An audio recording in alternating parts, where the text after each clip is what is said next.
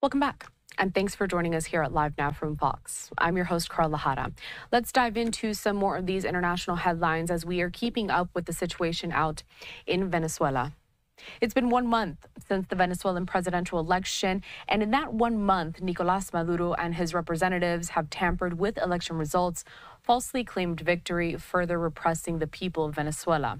Venezuelans in countries across the world have repeatedly called for proof of Maduro's victory, but the National Electoral Council, under Maduro's power, has failed to provide the original voter tally sheets as it has in the past. Now, we want to dive into the latest and what comes next really in that country. So joining us next on our program is Brian Fonseca. He is the director of the Jack D. Gordon Institute for Public Policy at Florida International University. Brian, thank you so much for taking the time to be with us here today. I'd like to start really by just giving our viewers kind of a recap. So it's been a month since that election first took place. Nicolás Maduro seemingly winning that election. So what really has changed in this 1 month? First and foremost, thanks so much for having me. Maduro obviously conducted fraud. He stole the election on 28th of July. You had a massive opposition showing. And of course, as the votes were being tallied, he stopped that process and declared victory, claiming the opposition had sabotaged the elections through some form of hack. Of course, most in the international community certainly know that that was false. Opposition began to leak information showing that the opposition was far ahead in the polls prior to the electoral body sort of stopping the process. And from there, you had massive unrest erupt in which the Maduro government went after and started targeting opposition leadership. Several dozen were killed in protest, clashes between security forces and opposition members. And of course, thousands have been arrested since. And over the course of the month, there's been this struggle and contest between opposition sort of mobilizing in the streets, continuing to put pressure domestically on institutions to break away from Maduro, and at the same time, putting pressure on international bodies to condemn the Venezuelan government and call for the Venezuelan government to make public the actual vote tallies that occurred on the 28th of July. I'd like you to elaborate a little bit from this last answer that you gave us. So there has been some pressure from outside institutions, other Western countries, the U.S. also most notably denouncing the results of this election. People in Venezuela want these countries to condemn this. But really, what does that do going forward? Is it going to result in any change or any type of investigation? It's a great question. And to your point, that's absolutely right. International community, certainly the United States, has continued to put pressure on the Venezuelan government, put pressure on Venezuelan allies to put pressure on the government to release the elections or acknowledge the fact that the opposition won and find a pathway to a peaceful transition in which the opposition takes power. My sense is that that's probably not going to happen. There certainly aren't any off-ramps for the Maduro regime to sort of peacefully transition. I think in many ways, the Venezuelan regime is fighting for survival. Maduro and those certainly in the political elite see that sort of any transition to the opposition would certainly impact them. Certainly their patronage of the country, but more importantly, issues around transitional justice and whether or not the opposition pursues, sort of criminal cases against members of the political elite. And so this contest, I think, is going to continue to play out in the form of social unrest. I don't see Maduro leaving. I don't think the international community is going to be able to put enough pressure on Maduro to sort of force Maduro out of the government. And I think at some point, the government will turn away from, sort of claiming that the opposition attempted to steal the election, claiming a victory, and trying to move past this while hoping that the unrest in the streets will start to simmer. I think the next question really is this presidential election worth talking about? Is this worth continuing with the headlines and trying to detail what's happening in Venezuela when there seems to be that there is no hope that something is going to change despite the fact that there has been a continuous outcry? Yeah, it absolutely is worth continuing to talk about. I think that certainly the opposition's fight for justice and more importantly, for a restoration of democracy in Venezuela merits ensuring that international media continue to spotlight, the repression and authoritarian nature of the Venezuelan government. And I think that's why it's important for media to continue to push that. Certainly, there are more than 8 million Venezuelans outside that continue to put pressure on the governments that they're now residing in, given that they were forced out of their home through this process of repression and violence that's been going on in Venezuela for the last 24, 25 years. And so I think that, while I'm not optimistic that there is going to be a transition, I think governments need to continue to put pressure on the Venezuelan government in the hopes that maybe there's a longer, transition form that takes place where it's not, necessarily done through an election, because that's obviously not going to happen, particularly this case, but perhaps some other form of power sharing and transition that may take place over a longer period of time, in which you can work through some of the issues related to transition, such as transitional justice issues, for example. But I do think the international community needs to continue to put pressure. I suspect you're going to see the United States rethink about its sanctions regime against Venezuela, perhaps reasserting sanctions. So I think there's still more to come from the international community in terms of pressure on Venezuela. When we think about some of the past presidential elections, I mean, Maduro, I think, is set to serve his sixth term, I believe. I actually have a tweet here. No, just his third 6-year term, excuse me, in charge of Venezuela on January 10th. And we're talking about this hope for more international pressure. What are some things that the U.S. can do? What are some of the steps that they can take until January 10th, when Maduro will assume that power?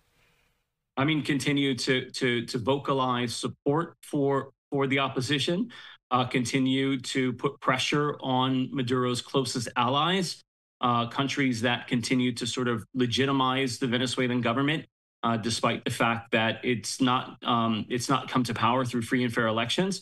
I think the United States can do those types of things. I appreciate the value of targeted sanctions, for example. While I'm not optimistic that sectoral sanctions have been effective in the past, targeting certain members of the government through targeted sanctions has been effective to some degree in terms of cutting off access that Venezuelan political elite and military elite have to finances. I think those things can continue to be valuable tools that the U.S. can levy. But beyond that, it's about rallying international pressure against Maduro in the hopes of finding some type of pathway to transitioning power to those that were elected on the 28th of July. I want to talk about some of the protests and the rallies that continue to happen down there in Venezuela. I was showing some of this video from just a few days ago, I believe. I think you see the opposition leader there, Maria Corina. She's there on this. Actually, this is right after those elections first happened. You see that also pro-government protesters have taken to the streets. What's the momentum like down there on the ground? I mean, it's been pretty persistent since 28 July, in which the opposition have been mobilizing in the street, continuing to confront Venezuelan security forces, continue to promote unrest in the street in ways that they're trying to make their voice heard, while they weren't able to make their voice heard through an election. And that's not just going on in Venezuela. We're starting to see protests, and we have seen protests over the last several weeks around the world.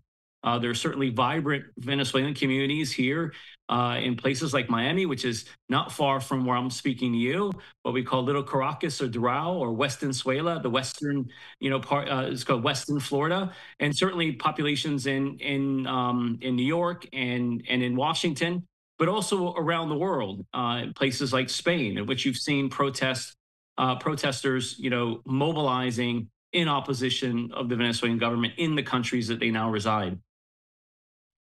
Brian, I think it's also worth kind of giving our viewers even more context, possibly a little bit of a history lesson. When we talk about a country like Venezuela, perceived presidential elections, free and fair, yet they're pretty much living under a dictatorship. Tell me how this kind of all played out, where you have one thing, you're saying there's a presidential election, you can elect who you want to lead, and yet it doesn't work out that way. How do you explain that? I mean, well, much of the contemporary history in Venezuela stems from Chavez's rise in 1999, in which he won through election. He certainly won through a free and fair election. in '98, which ultimately led to a transition of power in which he took over. And then over the course of his tenure as president, he continued to erode the institutions of democracy, further centralizing power in the executive and ultimately giving him greater authority and diminishing sort of the checks and balances within the Venezuelan system. Chavez came down with cancer, died. And in 2013, 14, Nicolás Maduro won an election, sort of razor thin margins against that there was fraud. But you're talking about an election that Maduro claimed victory, his first by maybe a point or two in terms of the ballot box. And then fast forward to the most recent in 2018, in which Maduro again had a second election that was much worse off than the first one in terms of the fairness of the election. He claimed victory, and that led to some eruptions in social protest in 2019. The United States designated Juan Guaido as the interim president of Venezuela. And then, of course, it pathways to the election you had that took place last month or in July. But again, the challenge has been for Venezuela that there's been a persistent erosion of democratic institutions over the last 24, 25 years, in which the government has, pivoted from, kind of leveraging popularity among the masses to repressing opposition and becoming increasingly unpopular with those that voted them into office, over the last several elections. And so what we saw on in this last election was an overwhelming opposition to Maduro. It wasn't even close. And I think, again, that prompted Maduro to intervene and hijack the election in a way that he could essentially retain power and ensure survival of him and the political elite, at least for now. And then the opposition, of course, taking to the streets and attempting to displace the regime through social pressure. And that hasn't happened yet. And I think one of the most important things that's keeping Maduro in power is the fact that the Venezuelan military continues to rally around Maduro. I've often said that the military remains sort of the gateway to transition in Venezuela. As long as Maduro keeps the military on his side, then it's safe to say that Maduro is going to be able to sort of weather the intensity of political disruptions at home or external pressure from countries like the United States. What we're seeing in Venezuela is something that we do see in other Latin American countries. Is there any other political system that you think we can look into to gain insight and draw from to see possibly how the situation in Venezuela is going to progress over the next few months? I mean, certainly you put a couple countries in the same basket as Venezuela. These are countries that are, largely authoritarian or dictatorships. You look at Cuba, you look at Nicaragua. In many ways, Bolivia has sort of, echoed the path of Venezuela in the past. And so these countries have certainly been in sort of the same basket of countries that have leveraged democracy to come to power and then erode democratic institutions in a way that allowed them to retain power or stay in power indefinitely. Certainly Cuba appears to be the longest standing, totalitarian dictatorship that we have in the region today. Many have argued for the last few decades that Venezuela was on that path, similar to Cuba. And so certainly there are countries that we look at in the region and globally today that sort of lend itself to, the erosion of democracies, to, straight dictatorships and sort of thugs that govern, not in the name of the people, but largely in the name of the political elite. Brian, when we speak on this topic, it does seem like, so many hopeful and idealistic views that a lot of people have to, hope that the people of Venezuela can have that democracy that they do want. And yet at the same time, it's almost this pessimism when we talk about the reality of the situation and how it kind of plays out. If you had to tell our viewers something about what they should know about Venezuela, the political climate there, what they should try to gain from this election that we saw, what would it be?